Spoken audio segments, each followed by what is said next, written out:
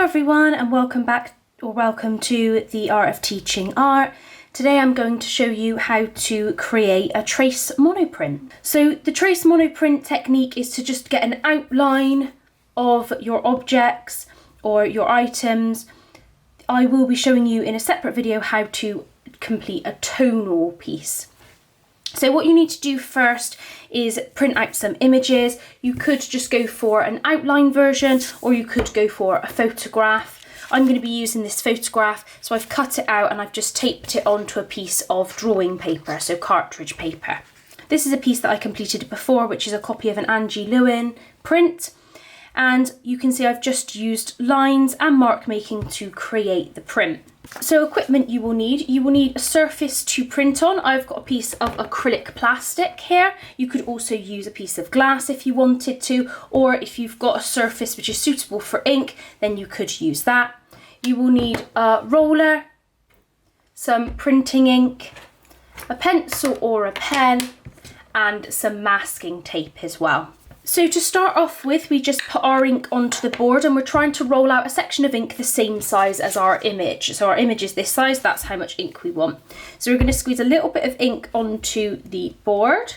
Now I go for kind of a little finger now full for this size image. And I'm going to use the roller and roll backwards and forth to create an even piece of ink. So you do need to put a little bit of strength into this. So once you've got it even and the right size, you need to just check for any wet patches of ink.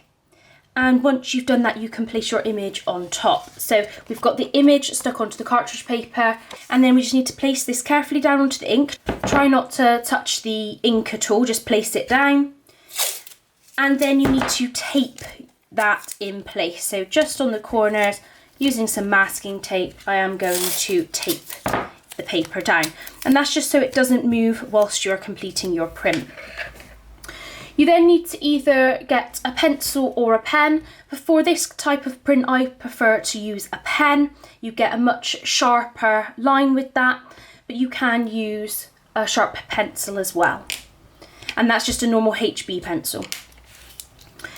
So the purpose of this is to try and get the outline printed onto the paper.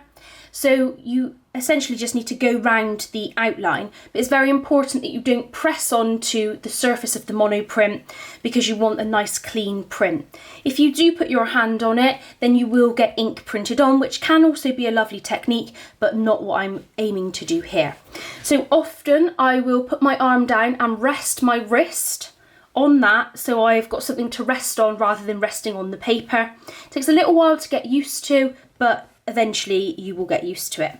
And then I'm just going to start going around the lines of the print, so the outside and then some of the vein lines as well.